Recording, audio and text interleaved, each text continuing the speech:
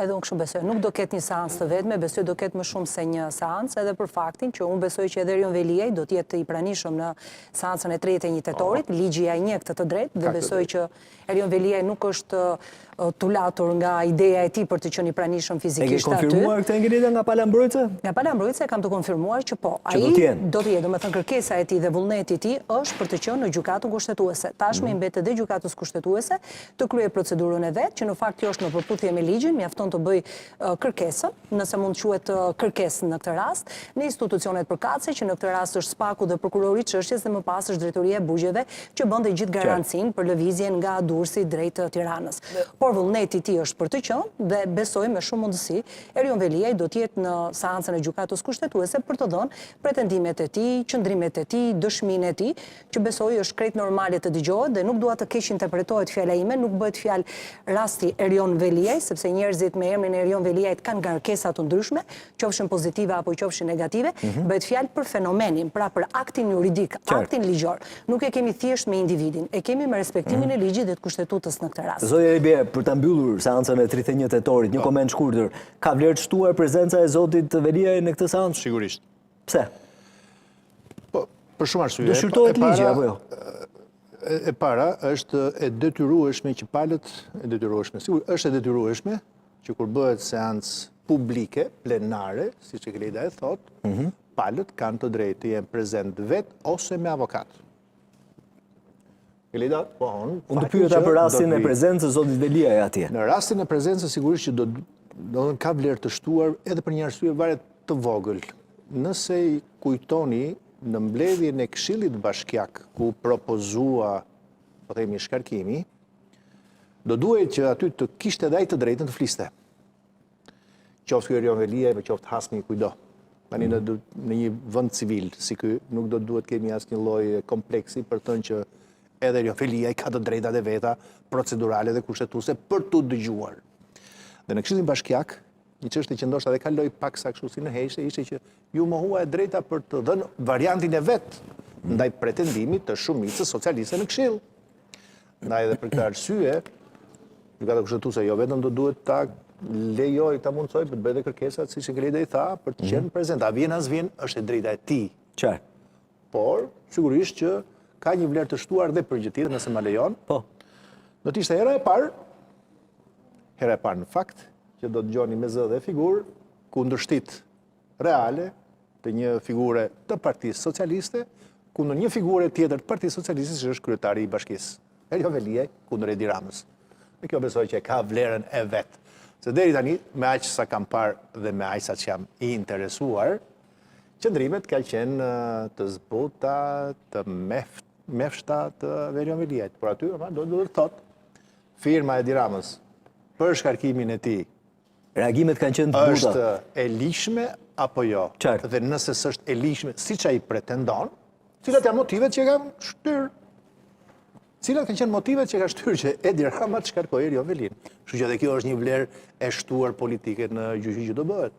Ilir, nuk është një çështje thjesht ligjore dhe juridike. Kjo është më shumë një çështje politike. Domethënë, gjithë peshorja anon tek çështja politike. Domethënë, si Partia Socialiste, si kundërshtarët e Partisë Socialiste, si vetë qytetarët dhe çdo kush tjetër që ka interes të drejtë për drejtë apo të tërthot, do duan të shohin një seancë. Patjetër. Prezenca e tij, e tha pak zoti Alibeaj, do të na përcillte dhe do të kuptonim se si është përqasja e tij nga tani e vi me Partinë Socialiste dhe me kryeministrin Rama, do të çonte ujë tek opozita gjithashtu. Po pyetja ime është se e tha pak zoti Alibeaj, qëndrimet kanë qenë të mefshta ose të buta. A ka më, le të themi, komunikimi midis tij dhe subjektit që ai përfaqësonte më parë? Po t'ishte Erion Veliaj, do t'ja bëj pyetje atij. Çfarë mund t'i bësh më tepër një individi të angazhuar politikisht në Partinë Socialiste, se sa ta shkarkosh nga detyra. Dhe ai pretendon që ky shkarkim është jo i lishëm, paktën nga ankimi që ka bërë gjykatë kushtetuese. Pra këtu vetë ka një konflikt midis tij dhe partisë. Politikisht, Partia Socialiste, dhe të themi Partia Socialiste, do të jemi qartë. Pavarësisht se është veshur me propozim nga Këshilli Bashkiak, në fakt ishte shumica, dhe gjas me Këshilli Ministrave nuk e bëri me dorën e vet, por se erdhi propozimi nga Këshilli Bashkiak, në fakt ka qenë totalisht ne jemi të vëdijshëm që ai është një urdhër i drejtë për drejtë. Edi Ramës, Unë besoj që mund t'i bësh më tepër se sa ta ekzekutosh politikisht si që e ka bërë. Megjithatë, këta të Partisë Socialiste me thënë drejtën e kanë si kod të tyre që nuk rebelohen ndonjëherë. Ta presin më mirë që të pritet koka mbyllin gojën, por të shojmë. Qarë, bedet për të parë në 31 tetor. Digniteti juridik i një individ do duhet paktën për këtë do duhet ketë një përballje. Absolutisht. Zoti Ali Beaj, ditën e djeshme për orë të tëra kreu Ispak Dumani ka bërë raportimin një herë në vit për vitin 2024 nga opozitarët u pyet për shumë tema, po një ndërto që mado mendja është brenda aktualitetit, duke qenë se sot është vendosur për sa i përket Komisionit për Reformën Zgjedhore, u pyet për task forcën. Për task forcën e 11 majit. Në gjykimin tënd, funksionoi apo jo? Ka pasur problematika, tha zoti Dumani, por nuk mund të them që ka dështuar, ashtu siç pretendonin deputetët demokrat. Tani, ka një opinion që është opinioni im, ka edhe një opinion që Dumani e tha dje, në fakt.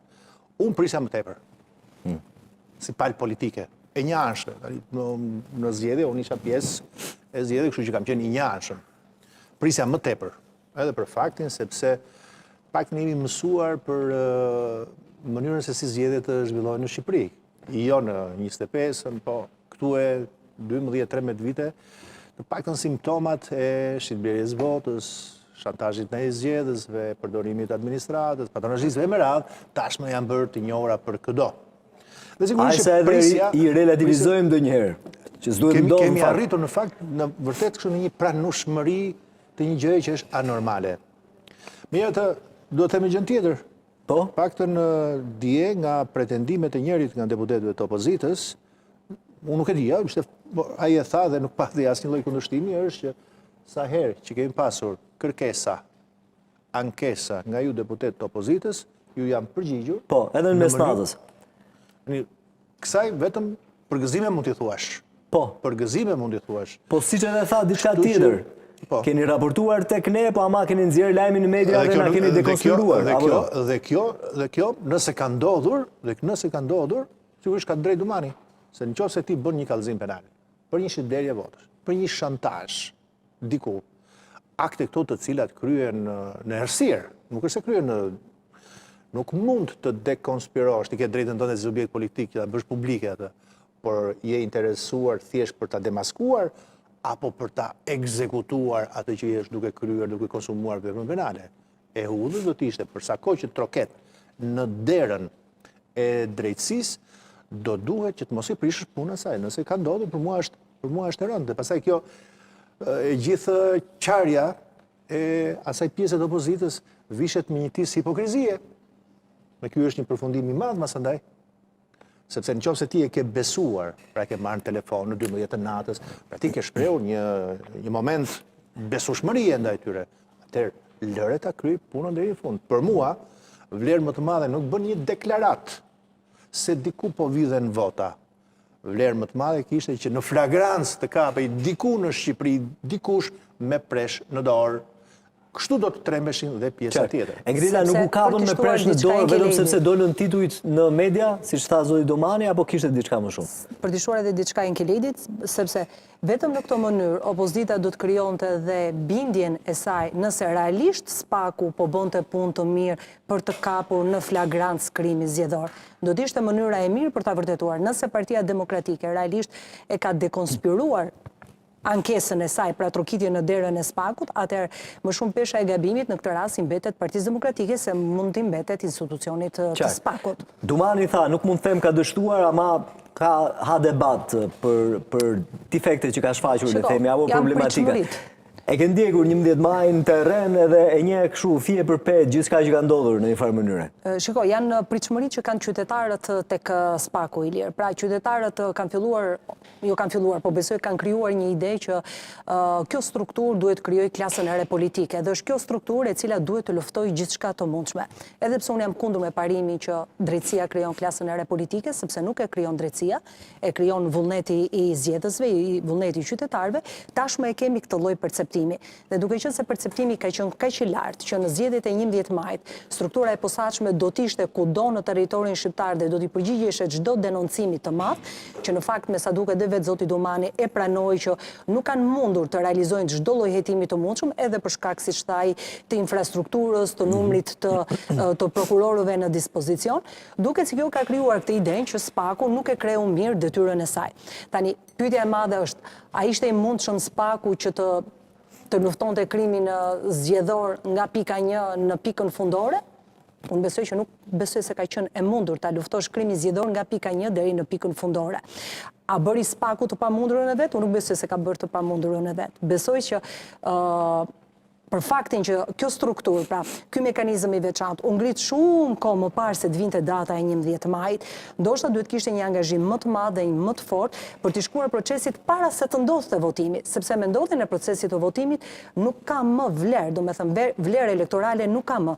Ka vlerë për çështje statistike, për vetë SPAK-un që ne hetuam këtë, arritëm të arrestonim këtë apo arritëm dhe të dënonim këtë, por vlerë elektorale nuk ka më. Pra gjithë rëndësia ishte sa SPAK-u duhet vepronte para se të vinte 11 maj, se çfarë ndodh pas 11 majit, rezultati doli, u certifikua, Partia Socialiste është në pushtet, partitë e tjera janë në opozit, shumë të tjera mbeten jashtë parlamentit për arsye të ndryshme.